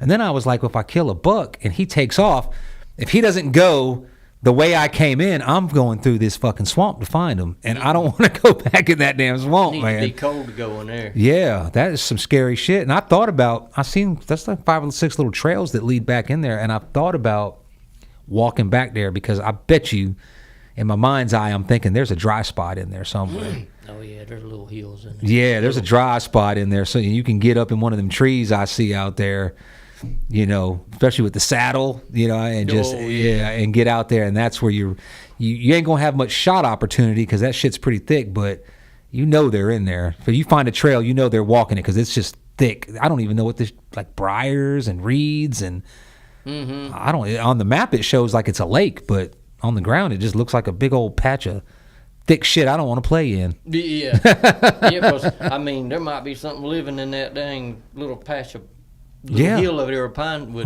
grass and stuff in there, that wire grass or whatever you call it. Yeah. Them snakes lay up all in that stuff. Hell yeah, they do. Yeah. Now I had to tear something up coming up out of there, something good. Oh, man. That's going to be one of those, I need help. I just shot a buck. I need help. So I seen something tearing trees going down through you. Yeah, I think he went that way. I think he went this way, but he could have. I'm going to go check this part. I'm going to pick the dry path. Do you know, some dudes just don't care. Like my cousin, Guillermo, he don't give a fuck. He'll walk into anything. He don't even like step over creeks, which I don't understand. He'll walk right through a damn creek, which is okay. But if you can step over it, why not? Yeah, I don't want to get wet. I don't want to get wet. This was fucking cold outside. Oh, God. He with his coveralls too. Coveralls getting wet, and Brennan don't use a tree umbrella in the rain. I'm like, why? I don't get it. I don't want to get my bow wet. I don't at all. Yeah, I don't. Mine gets wet, I guess, but I don't care about my bow that much. I have not invested. I have never bought a brand new bow. I always buy them used because I want to be a bow hunter. And every year I say, I'm bow hunting this year. And then rifle season opens up, and I'm like Tom Berenger from Sniper, whacking, getting my gun all polished up, getting a scope, getting it zeroed, and then something about gun hunt. I just love guns. Yeah. I understand. And I hate when I see a damn nice deer and I can't shoot it because he ain't close enough or he's behind something that I know my 308 could bust right through that, and I'll bust his ass. 308's a bad round. Yeah, hell yeah, it is. That's what my brother hunted with. Yeah. I like it. 7mm mag's good too. I've never hunted with it. The next gun that I was going to buy it actually, but being that I'm moving, I was like, you know what, I'm good. I want that Ruger model number 1 in 7mm mag. Oh, okay. But I would never take it I got a Ruger Hawkeye, M70s, I don't know what it is. A Hawkeye M7 Mark II or something. Anyway, it's a beautiful gun. It's in 243. And I bought it because a lot of deer hunters said, hey, that's a good round to hunt with, one, because it's fast. And when you pull the trigger, you don't lose your sight picture and your scope because it don't rattle your brains. When I pull the trigger on the 308 on that damn synthetic stock, I lose all sight picture. You know, you just like rattles you. So I bought it, but I don't want to take it out in the day. I got a loophole scope on it. Nice. Fucking scope costs more than a damn gun. I don't want to take that shit out in the woods. I used to shoot a Browning 270 A-bolt. Yeah. And that thing would rattle your jaw when you shot it. Hell yeah. But you don't gun hunt at all no more, do you? No. I just started year before last. I bought me a single shot 410 to turkey hunt with, because I've missed a couple of turkeys with my bow. I even run out of arrows one time, bounced the arrow across one of those back, and he walked around. You turkey hunting with a bow? Yeah, I killed my first turkey with a bow. Really? Yeah. Damn, that's dedication right there. I don't know. That's some bragging points anyway. And when I used up all my arrows, the Tom walked around, walked about 10 yards from a blind, was strutting. I'm like, man, he was like, fuck you, motherfucker. I reached out and tried to grab him. I can't believe you could get him with a bow because, damn, they pick up on the slightest movement from far away, too. I was in a ground blind. They'll come right up to it. Oh, will they? Yeah. Oh, okay. I want to get me one of them ground blinds that, have you seen the ones that you can see out of all parts of it, but they can't see in? Yeah, tide wheel or whatever you call it. Yeah, I think I want to get one of those next year. I think Donald got one. Did he? Yeah. I was going to get one. I should have. Because that seemed like it'd be, especially if you can get under like close to a nice acorn tree where you know they're going to be hanging out and you can really get up close instead of being above them. Yeah. You know. And they like to be out in the fields when it's raining. Yeah. Yeah. I got mine in a good spot. I got a nice ground blind. I mean, it's big, and that's what I like. And I don't like hunting on the ground. I like hunting out of a tree. But when it's raining and it's cold, I don't want to go sit in a tree stand and just be miserable. So I go and I get in that ground blind, and I can bring my food and my coffee. I got a lounge chair. I almost bought me one of them Yeti chairs just for that, but I'm still waiting. I'm not going to pay $300 for a fucking chair when I'll just wait until I catch it for like $100. Someone's going to buy one and there you go. Get hard up and sell it. But have you ever sat in the Yeti chair? It's fucking beautiful. You think, $300 for a chair, that's just stupid. You're just buying the name. You sit in that chair. It's not only it's very well made. Like the one I got's $5. It'll last like 1 year and then it breaks, you know. You sit in it and dry rots, and this is like this rubber mesh material that Yeti uses, and it'll last you forever, but it's real comfortable. But like being out there on the pier, you want something that's had to fall out of it if you have to. Yeah. Strike. Oh yeah. Now I did. I was gonna buy one for pier fishing because you figure you're spending 14 hours or more on that pier. You want to be comfortable. I see guys bring those chairs, like lawn chairs, and because you take naps up there. People have set up hammocks on Johnny Mercer's and brought tents up there, but that is where I'm not going to spare no expense. I want to be comfortable. But I had a comfortable chair. I forgot who made it. It was kind of like an off-brand. Yeah, it was still like $100 and something. It was a good chair. I left that. I think I left it at my buddy's house with my fishing cart. That's something I miss doing. I can't make the time to do it. Yeah. Is catching them kingfish off the pier, man. I really love doing that. That's about as fun as deer hunting. Yeah. To me, it almost supplemented deer hunting during the off season. Yeah. You know, and a lot of people are like, "Oh, it's not really." I'm like, you have to experience it and do it. And either you love it or you hate it. Mm-hmm. It's not one of the things where you're just going to go do because you're bored. It's a passion, or you're not going to, because it's so much work. Yeah. You got your pier family, and you got your hunting family. Yeah. I mean, you know. Oh, yeah. You know what, though? There is some, what I found, I kind of backed out of it because in any family, there's drama. I got enough drama in my own family. And the pier family, goddamn, there was some drama. Because you figure you got sometimes up to 30. But on a daily basis, the guys that go every day that you know you're going to see out there, it's like 10. The locals, Yeah, like grown men from all ages, all walks of life, really. I mean, I would say not all walks of life, but generations. You got guys in their 60s and 70s. You got guys in their 30s. Mm-hmm. You know, they're just lucky enough, or they've lived their life a certain way that they can go fishing every day. And everybody gets along, and everybody's like a family, but they fight like a family too. And there's drama, and then one guy fucking tries to gaff one dude's fish, and now he's pissed. And the other guy's pissed that he's pissed, and fuck that motherfucker. And then he apologized. It's just, it got to the point where I just backed out of it. And I started surfing is really what happened. And if I got time to drive to the beach, my ass is getting in them waves. And I tried to balance hunting, surfing, and pier fishing. And me and my son went pier fishing, and we were watching the waves the whole time. I was like, man, they look good today. Let's go. And that was the last time I went, actually. Watch my rig. I'm going surfing. Yeah. You know, that's probably could do that, you know, go set everything up. And I've had my buddy Chris Hodge, he fishes off Johnny Mercer's just about every day. They've, because it always happens. I don't get shit, and then I go all the way to the damn front of because Johnny Mercer's, they don't have a bathroom mid-pier like they do at, well, you don't surf. That's Don that surfs down at Apache Pier in Myrtle Beach. Yeah, Don Hutchins' son. They got a bathroom mid-pier. So if you're kingfishing, you ain't got to walk a mile down there. But every time I get in the damn bathroom, my fucking rig goes off. So my buddy, they'll reel it, they'll fight it, and then they'll hold it. And so I get to reel it in and let the guy gap it, and I can consider it a catch because I did all the work. Yeah. But, you know, you can't do it by yourself anyway. If you don't work together out here, you're not going to catch You're not going to catch shit. And there are guys out there that they want everybody to jump through hoops for them when they got a king on or they got a big fish.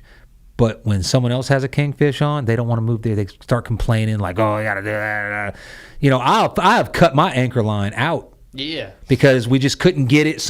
It got wrapped around, and they're trying to untangle it. And I'm like, man, fuck it. I pull my knife out and I cut it. I'll restring my shit. You know how long this guy's been waiting on this fish?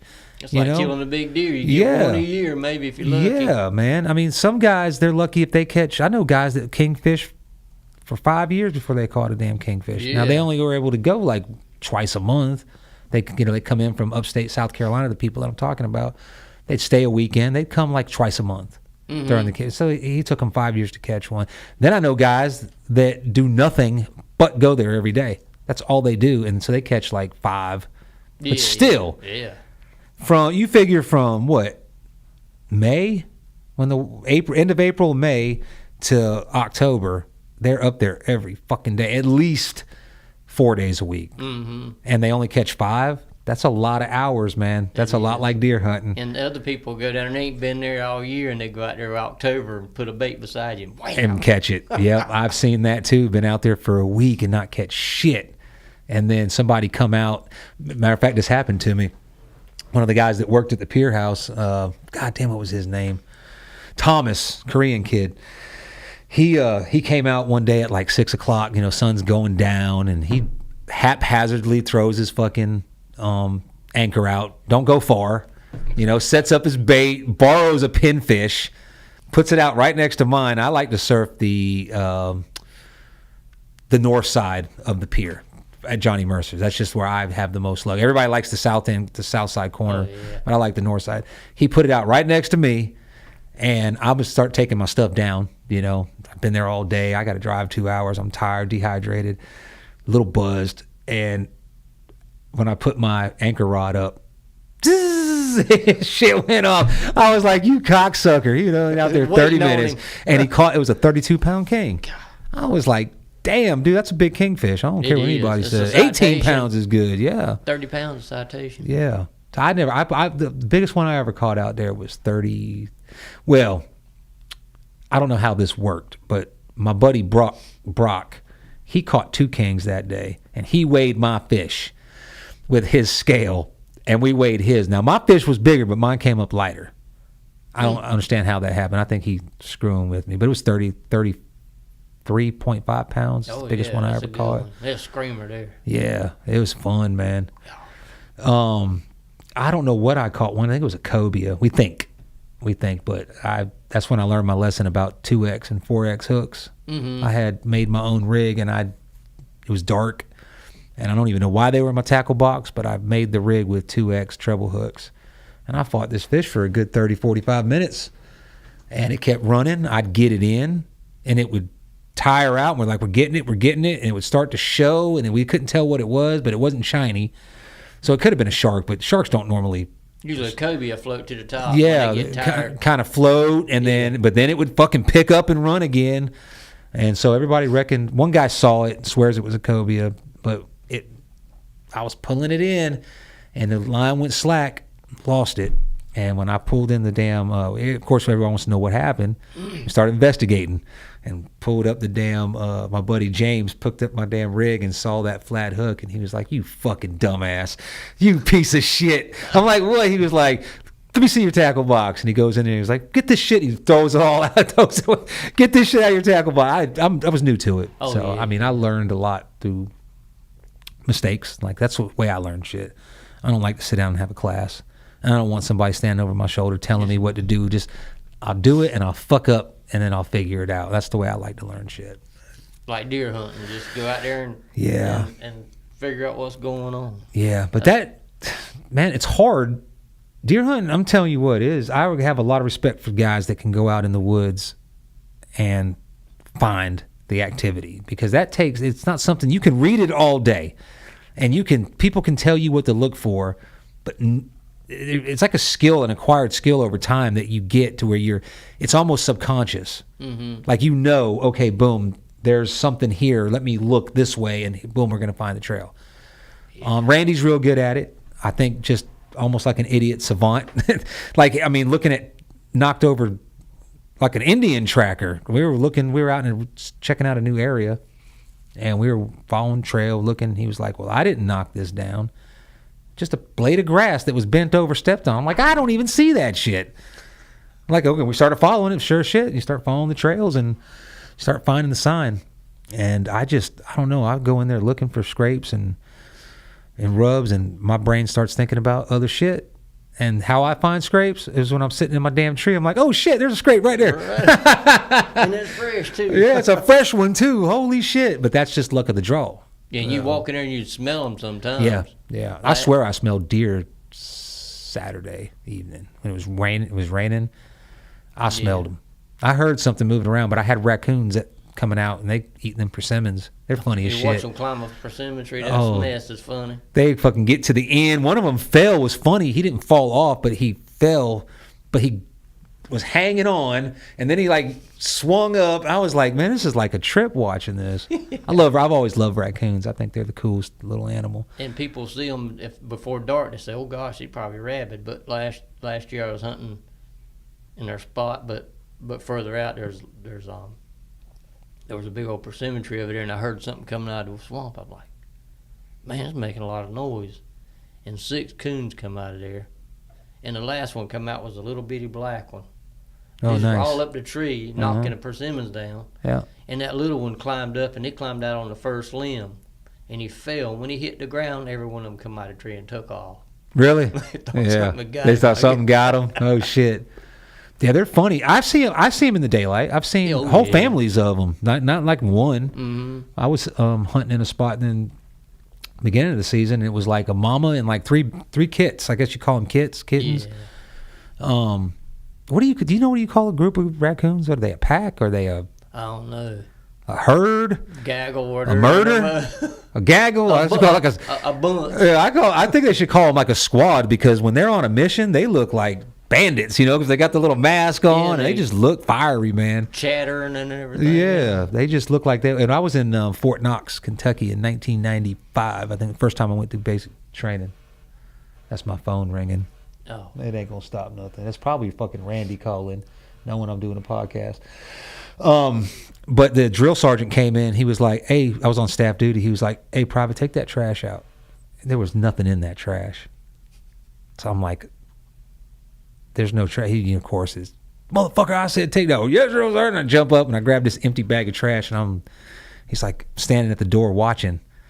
I think somebody's gonna try to scare me, and I get close to the goddamn dumpster to throw it away, and there's like 15 raccoons. And these motherfuckers bow up on you around there. They ain't scared of you. Like, they all stood up in a line, almost in like a herringbone formation, They're ready. And they start moving around, sweeping. I started running. He's laughing. He's like, get your ass back in there. They'll fuck you up. Big old raccoons up there. Yeah, God. Now, that was a place. There would be 3,000, 5,000 troops in the morning out there screaming, hollering, doing cadence, doing PT, and you look over in the soccer field, be a whole herd of deer, big old antlers, horns, whatever, and they just wouldn't give a shit. That would be a hunting paradise. Oh, they used to it. Yeah, and they were protected. You couldn't hunt. I don't think you could hunt on Fort Knox. I know that the standing order was don't mess with the wildlife at all. Don't shoo them away. Don't try to pet them. Just ignore them. To the point where I was on the phone one time in the daytime, and a fucking skunk came in the damn phone booth. It's back when we actually had phone booths, Wow. And you fucking Yeah. put quarters in it, and it was a row of booths, and a skunk came in, and I'm looking at this thing. I'm frozen because I don't want to get sprayed or whatever the fuck they do. And he started messing around with a little M&M wrapper. Just went about his business. Just like a cat or something. Just like, didn't even like want to get pet. Didn't want to be just. It's like, hey, nothing to see here. Just a skunk. Just a skunk trying to get some M&Ms, fool. That's kind of like a raccoon came out in that same spot around the swamp on Friday. It was one raccoon came out, and he was coming on the acorn smell too, the acorn oil, and he kind of sat up and he looked at me, and when he saw me, he kind of turned around and he was like, "Hey, what's up, man? All right, sorry, I ruined your," and he went back in. That was it. But then you just want to see what was going on. Yeah, he just came out and was like yawning, like he stretched and shit. They look like little people, man. It was funny as hell. But I smelled. I think Randy was at work and he texted me. Of course, if he ain't hunting, well, hell, even if he is hunting, it's every 30 minutes. See anything? You say anything? Because you can kind of like be involved, even if you're not hunting and your buddy's hunting, and be like, "Oh shit, I just heard one grunt." So everybody gets in the group chat like, oh, don't run too loud, don't do. So you're like a part of the hunt, you know. And I was like, nah, I ain't seen shit, but I can smell. It smelled like that branch butter almost, that real nasty, danky, musky, shitty smell. I could smell it because the wind was blowing. Of course, down in there, it's hard to tell because I throw that milkweed out, and I'll watch it swirl, you know, and wind will change. So I gave up on trying to play the wind because I'll go in and the hunt chart will say the wind's in my face, and I'll get up there and it'll be in my face, and then I don't know, 20 minutes later I'll feel it blowing up against the back of my neck, and I'm like, well, shit, you know. The deer, everything knows I'm in there if they can smell. Yeah, so. Now, yesterday it was blowing up out of the swamp, and once I got up in the tree, it switched, and then about between 5 and 5:30, I heard the squirrels barking in there. I'm like, yeah. Moving around in there, they just ain't coming out where I'm at. Yeah, is that what that means? When I hear them squirrels barking a lot. Yeah, so I don't ever mess with a squirrel. I use the squirrels. Just use them to look out. Yeah. I noticed that fox squirrel yesterday. He after he got, I guess he didn't never come down. I think he was kind of like waiting for me to hold out my hand, and I bet you if I would have took a little piece of my little protein bar, he would have came down and ate it. I wouldn't doubt. Because he was waiting, you know, he saw me from like 3 trees over, and he came, and I got a video of it. He's sitting over here, and he's looking at me, shaking his tail, and then he jumped to the tree, and he came down. I mean, I could have reached up and petted him, but I didn't want to get bit. But he jumped to the next tree, and he was moving around, and then he stopped, and he was staring at the ground. So I was like, oh shit, does that mean? So I got real still. Like, if he's looking at something, let me look. Maybe it's a coyote or a bobcat or a deer or something, but something's hanging around there. Yeah, so squirrels barking. What about the cicadas? You ever heard anybody say when they start singing that the deer will start moving? I can't hear nothing when them things are like, good gracious. Yeah. Like right when the sun goes down, they start raising cane. Especially if they're in the tree with you and they're loud. That's the good thing. My tinnitus is so bad it don't bother me because my ears ring like that all the time. Really? Yeah, my ears ring so bad that yesterday I didn't even realize it. I thought that it was bugs. You know, when you're in the woods and you hear like the cricket noises and stuff. And so I was like, I think Randy had made a comment about being so quiet, and I'm like, well, I hear. Let me think about this. So I plugged my ears, and it was just ringing real loud. Sometimes it's worse than others. But when those cicadas start going, I've heard, I think Brendan might have heard it, he told me about it, that the deer will use that to move because they can make noise and they ain't got to worry about being quiet. That makes sense. Yeah. I didn't think about that. So now of course, if he wouldn't never told me that, I would have never paid no attention. So now whenever I hear it, I'm thinking, oh, I'm going to see a deer now. And then I get let down every time because I ain't seen shit yet. That's when the squirrels barking, I always pay attention because half the time, I'd say 50% of the time, a deer's moving in there. Oh, really? Well, there you go. If you didn't know that, squirrels barking. What is that chirping noise they make? They make like a boo. What's that noise? They whistle. You know what I'm talking about? Yeah. What is that? I don't know. They talking each other. I don't know what that means. But one squirrel sat there and did it for 10 minutes to the point where I almost shot his ass because I was tired of hearing it. It was like somebody just tapping, tap, tap, tap. He was just doing that fucking bark whistle combination. I don't know what the hell it is, but he wouldn't stop fucking doing it. Mm-hmm. I guess I could have Googled it, squirrel behavior, but I don't know what to call it. And I've seen deer when they're doing that too. I guess they're talking to each other, letting them like, step here in the tree, something. Big motherfucker's moving. Or a bobcat or something. They'll raise cane with a bobcat. Well, now the first time I ever killed a bobcat, I shot a bobcat. I couldn't find him because I shot him through the back stomach area, not enough to kill him with a bow. I was bow hunting out in M. I didn't know what the hell I was doing. This is when I first started hunting. I just drove out to the most remote part that was easy to drive because I only had a 2-wheel drive truck at the time, and I kind of knew thick stuff, open area. They like to live in there and they come out. So I went in and I found a nice tree, and I'm sitting there, and I hear these birds just start going crazy, like barking at something. And I'm like, what the fuck is going on? I didn't know nothing about the woods. So I started paying attention, and this bobcat just come out strutting. They're quiet too. They're quiet as hell, but he was like looking, and all the bird. It almost looked like in the end of the movie when the bully when everybody throughout the whole movie, everybody is scared of the bully, so they leave him alone. But then there's that point where no one's scared of him no more, so they're like throwing shit at him, and he's just walking through like, fuck y'all motherfuckers. That's what it looked like. He's like, all right, I'm busted. I'm just gonna walk out. And I shot him. It was a big bobcat too. I shot him with my bow, and I thought I had missed him because I didn't know nothing about bow hunting. That was the first shot I ever took at anything alive. But he took off running, so I thought I missed. But then the next day, I found my arrow, and it had blood on it. But I remember where I was aiming. So I was. Are you cold? Oh, because Jonathan was freezing in here last time. Feels good to me. I aimed at his rib cage, but he was walking. So by the time the arrow got there, I kind of knew the way his back legs went up that I shot him back there. But then I know people have been hunting 20, 30 years, ain't never seen a bobcat. I've killed 4 of them. And I ain't never got one mounted. They're cool looking. They're cool looking. Wild looking joker. I'd hate for one to get a hold of them. Oh man, I love them. But I always kill them during deer season.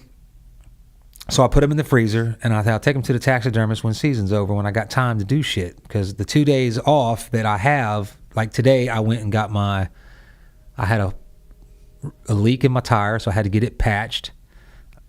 I had to go. Damn, what did I do? I had to take some pants to the altar because I lost weight, so they were too big. I got them taken in and all that. Yeah, so I had errands to do, all this stuff that I don't do from Wednesday to Sunday. I got to get done in Monday, and I got to do some work. I didn't take them to the taxidermist, and then hunting season's over, and I just forget, and then I finally take them to the taxidermist, and they're like, he's been in the freezer too long. But it's not that I'm tried not, anyway. Yeah, like one day now, watch that. I'll actually I said the next one I kill is going right to the tag.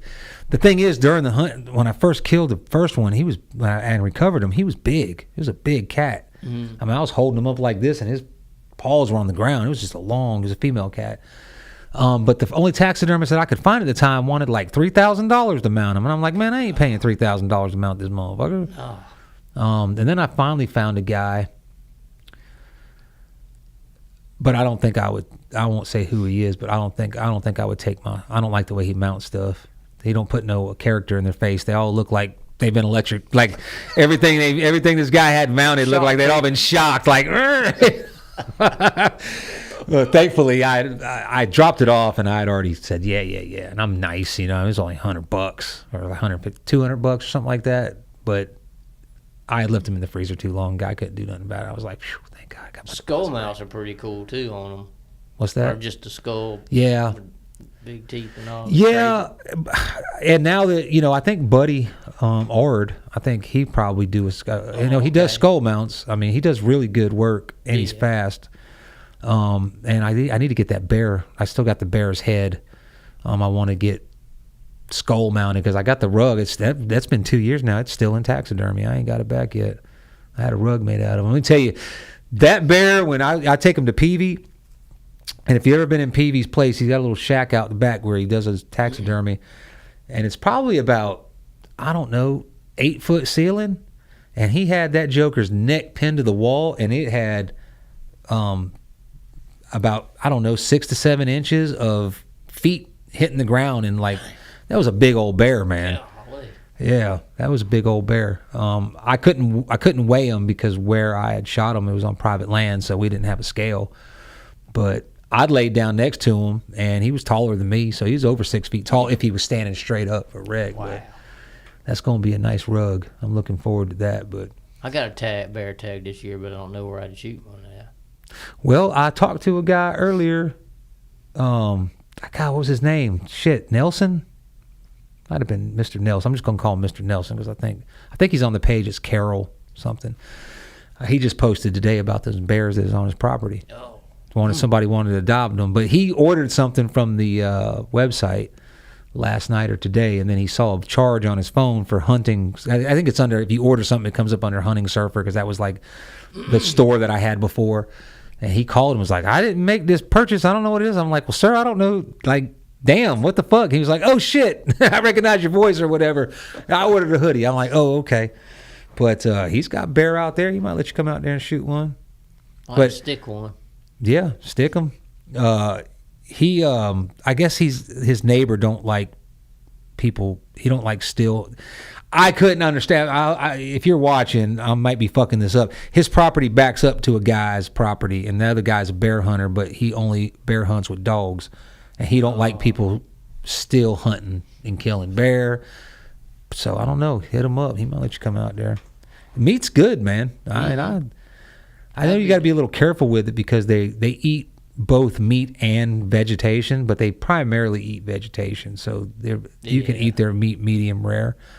But if he's in an area where he might be eating dead stuff because he's got to survive, then you may want to cook it all the way through. But I wouldn't take no chances. Yeah, I didn't. I can't stand overcooked meat. I like it medium rare, or so I'm not going to eat it. So I cooked it at a medium rare, and it was delicious, and nobody got sick. It was really rich meat. My dad had to visit the men's room like just right after. Yeah, it's just a real fucking, I don't know what it is. Maybe the fat's different, but it was delicious. Dang. It was really good. I've eaten it one time before, a long time ago, and it was good. I like it better than deer. I mean, like I said, deer is one of those meats that if you cook it just right, it's really good. If you overcook it, I can't stand it. If it's undercooked, then I like raw meat. I will eat meat raw, especially deer meat. Not this year because I don't know what CWD does, and I don't even know if I'm going to eat any this year. I'm just going to donate it to whoever wants it. But if it's overcooked, it's terrible. It's got no flavor and it's dry. And most of the people that I know that cook deer, they don't know how to cook it. They swear it's the best food, and as long as they like it, that's fine. But I mean, if you like it, that's good. But let me tell you something right now. I can make shoes out of that shit, bro. Like, you've got like 30 seconds when deer hits its prime temperature for cooking to get it off the heat. And if you goes 30 seconds over, in my opinion, it's been ruined. So it's very hard to cook. I'd rather just eat it raw, cut it up and eat it like sushi. Yeah. And even if you know what you're doing, you got to be on it. Yeah. Because I know what I'm doing, but if you're not on it, I've overcooked backstrap before, and it's, just tough. So dry. Yeah. And I even inject that shit. I take my backstrap, those turkey injectors, and I inject it with butter or lard, some type of fat that's going to kind of moisten the meat, and I flavor it so it'll flavor the meat because, they ain't got no fat on them. So it's just real lean meat.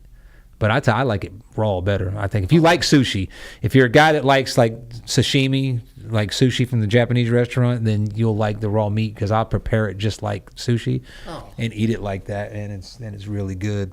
I've never tried it that way. But I know you can't stay late. It's almost 9:00. Is it? Yeah, about that time. We've been going for about an hour and a half, so let you get on to it. I appreciate you coming in, man. It's been fun. Try that lotion out, man, for real. Yeah, okay. Try it out, man. Take it. I'll put it through the test. Put it to the test, man. And if you want, like, I want to do it. Maybe tomorrow, I'm gonna make some more. That's I've just decided I'm gonna mix the acorn and the dirt together. But I want to make one just acorn, and I'm gonna put it out on a cam. I pulled one of my cams out of the woods. And I'm gonna put it down. I'm gonna smear it all on the base of trees, and I'm gonna see if they come in, and if they get on there licking it, you'd be on to something. It's on. That's what I wanted to do with that spray stuff that I made. I wanted to make sure before I use it or get anybody else to use it. Yeah, take it out to a spot you ain't gonna hunt and spray it, or maybe even right around the damn shed. I don't know if that shouldn't. You're not hunting it right around the off limit side. Yeah. Speaking of which, let me ask you a question. The old mystery, old drop tine. Have you seen him while hunting, or have you only seen him on cam? You know what I'm talking about? Yeah. Have you seen him last year while you were hunting?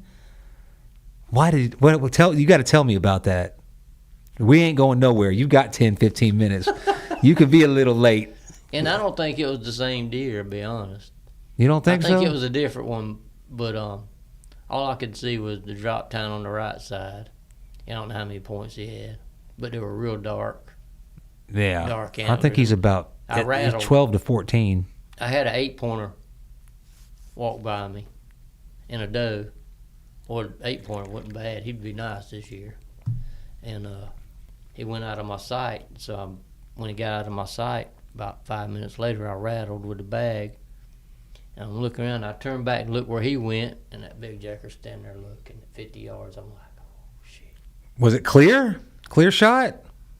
Or did you have? Yeah. Oh, I would have fucking took that shot. There was an oak limb right here, and it was just right there, standing broadside. Oh, I would have took that shot. I've never shot 50 yards. Not even on a target, like a practice target. It's not that hard. Really, I thought the same thing. But I used to have a 3D target in my backyard, and I had 60 yards from my back porch, which was downhill, so it was kind of like simulating. I didn't have to climb a tree. Yeah. So I was on my back porch that was 4 feet off the ground, and it was downhill 60 yards. And I put that 3D deer, at 50 yards, and I would hit that motherfucker. It was so easy. Yeah. In the woods, it seems like a long way because you've got a lot of things to contend with. You've got sticks and branches.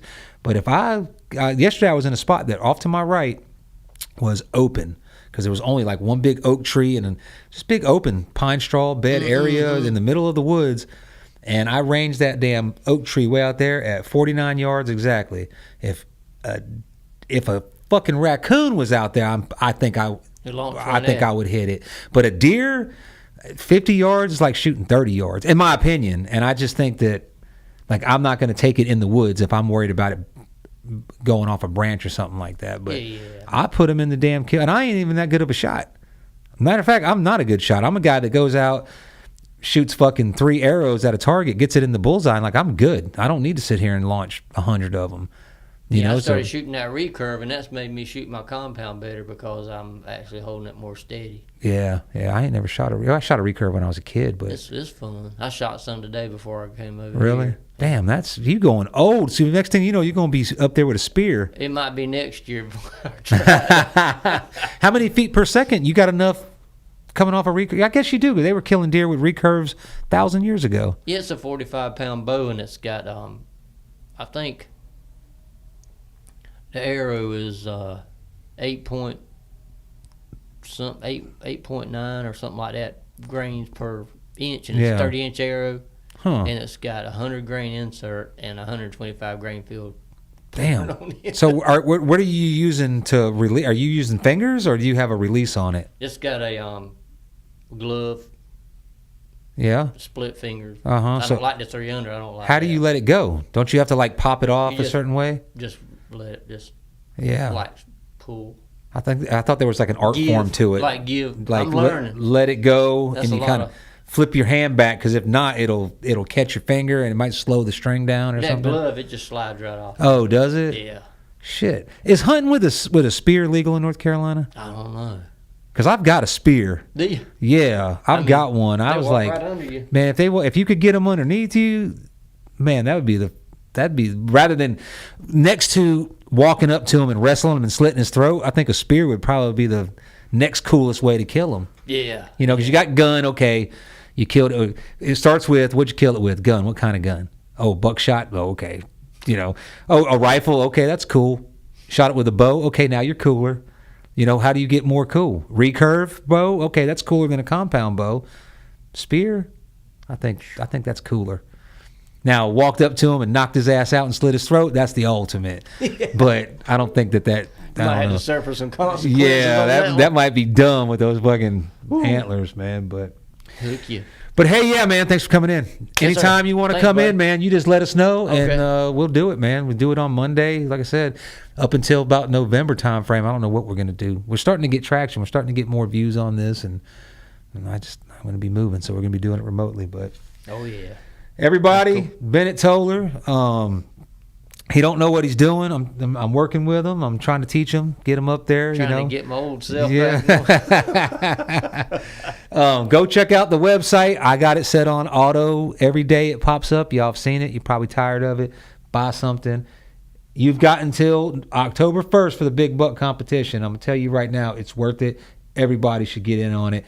Winner take all. I'd love to see somebody win $2,000-$3,000. Wow, yeah, I've already. If I win, which it's not likely, I'm gonna donate half of it to the targets. For Jonathan Holloway, we said we'd go ahead and do that. But man, I don't care. And if you don't want to enter because Mama won't let you spend $100, but you hunt, you put Daddy on that deer, and I'll give you the half of the pot.